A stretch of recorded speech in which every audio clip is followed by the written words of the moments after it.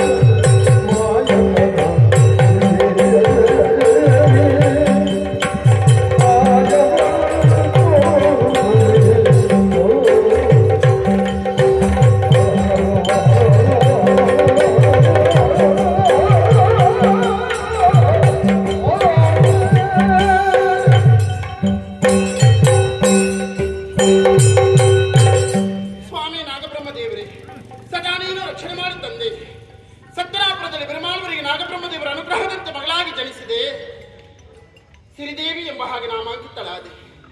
ಬಸರೂರು ಬೀಡಿನ ಕಾಂತ ಪೂಂಜರಿಗೆ ಧರ್ಮಪತ್ನಿಯಾದೆ. ಕುಮಾರನಂತ ಮಗುವಿಗೆ ತಾಯಿಯಾದೆ. ಪತಿಯ ಜೊತೆಯಲ್ಲಿ ನಲ್ಮೆಯ ಜೀವನ ನಡೆಸುವರೆ ವಂಚಿತಳಾಗಿ ಹೋದೆ. ನನ್ನವರ ಮಾತಿನಿಂದ ಬೇಸಿದ್ದಂತಹ ನಾನು ಕೊರಳಿಗೆ ಕಟ್ಟಿದ ಮಾಂಗಲ್ಯವನ್ನೇ ಹರಿದವರ ಮುಖಕ್ಕೆ ಎಸೆದು ಬಂದವಳು. ಬರುವಾಗ ಕುಮಾರನನ್ನ ಹಾಗೂ ನನ್ನ ದಾಸಿಯಾದ ದಾರುವನ್ನು ಕರೆಕೊಂಡು ಬಂದೆ. ಉದ್ಯಾವರವನ್ನು ಸೇರಿಕೊಂಡೆ. ಮುಸ್ಸಂಜೆಯ ಹೊತ್ತು ವಿಶ್ರಮಿಸಬೇಕು ಎಲ್ಲಿ ಎಂಬ ಹಾಗೆ ಯೋಚನೆ ಮಾಡಿದವಾಗ ಕಂಕುಮಾದೇವಿ ಬಹಳ ಒಳ್ಳೆಯವರು ಎಂಬ ವಿಚಾರವಾಗಿ ತಿಳಿದವರಲ್ಲಿ ಆಶ್ರಯ ಕೇಳಿದೆ. ಮರುದಿವಸ ಅಲ್ಲಿಂದ ಹೊರಡುವಂತಹ ವೇಳೆಯಲ್ಲಿ ಅವರ ಪುತ್ರ ಭೈರವ ನನ್ನ ಸೀರೆ ಸೆರಗಿಗೆ ಕೈ ಮಾಡೋದಕ್ಕೆ ಮುಂದಾದ. ನನ್ನ ಕಣ್ಣಲ್ಲಿರುವಂತಹ ಗೆಜ್ಜೆಯ ಕಟ್ಟಿಯಿಂದ ಆತನ ಕೈಕಾಲುಗಳನ್ನು ಕತ್ತರಿಸಿ ಹಾಕಿದೆ. ಅವನಿಗೆ ಅನುಗ್ರಹವನ್ನು ಬೀರಿದೆ. ಇನ್ನು ಮುಂದೆ ತವಳವ ನಾಡಿನಲ್ಲಿ ಸೇಮುಗಳ ಪಂಜುಳಿಯಾಗಿ ನೆಲೆಯಾಗು ಎಂಬ ಹಾಗೆ ಬೋಳದ ಮದವನ್ನು ಸೇರಿಕೊಂಡೆ. ಸಿರಿಗೋಳಿಯ ಮರಕ್ಕೆ ಕುಮಾರನ ತೊಟ್ಟಿಲನ್ನು ಕಟ್ಟಗಿಡಿ ರಾಮ ಹಾಡನ್ನು ಪಾಡುತ್ತಿರುವಂತಹ ಸಂದರ್ಭ ಕಾರ್ಮಿಕ ಪುರುಷರಾದ ಅಣ್ಣ ತಮ್ಮಂದಿರು ಕರಿಯದೇ ಸಿಂಗ ಬುಳಿಯದೇ ಸಿಂಗ ಓಡಿಕೊಂಡು ಬಂದರು. ಮದುವಾಗಬೇಕು ಎಂಬ ಹಾಗೆ ಕೇಳಿಕೊಂಡ್ರು. ಆ ಹೊತ್ತಿನಲ್ಲಿ ಒಂದೇ ಉತ್ತರವನ್ನು ಕೊಟ್ಟೆ. ಓಡಿಕೊಂಡು ಬಂದಂತಹ ನೀವು ನನ್ನ ಸಹೋದರರು ಎಂಬ ಹಾಗೆ ಸಹೋದರಿ ಎಂಬ ಹಾಗೆ ಒಪ್ಪಿಕೊಂಡು ಅರಮನೆಗೆ ಬರಬೇಕು ಅಂತ ಕೇಳಿಕೊಂಡ್ರು. ಹೋಗುವಲ್ಲಿ ನಾನು ಯೋಚನೆ ಮಾಡುವುದು ಬೇಡವಾ? ಲೋಕಾಪವಾದಕ್ಕೆ ನಾನು ಇಳೆಯಾಗುತ್ತೇನೆ. ಅವರ ಹಿರಿಯರಲ್ಲಿ ಹೇಳಿ ಸಂಭ್ರಮದಿಂದ ನನ್ನನ್ನು ಕರ್ಕೊಂಡು ಹೋಗುವುದಾದ್ರೆ ಬರುವುದಕ್ಕೆ ಸಿದ್ಧಳು ಅಂತ ಹೇಳಿ ಕಳುಹಿಸಿಕೊಟ್ಟೆ.